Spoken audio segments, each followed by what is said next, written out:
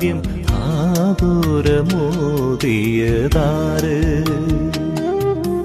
ഒരു വാക്കും പറയാതെ 100 കാര്യങ്ങൾ പറയാൻ തുടങ്ങിയതെന്ന് ഓർമ്മയില്ലെങ്കിലും അറിയുന്നു ഞാനിന്ന്.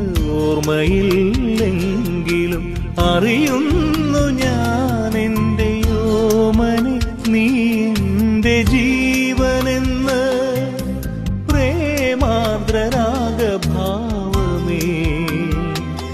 ഇപ്പോഴാണ് സമാധാനം. ഒരു വലിയ മഴ പെയ്ത് തോർന്നു പോയി.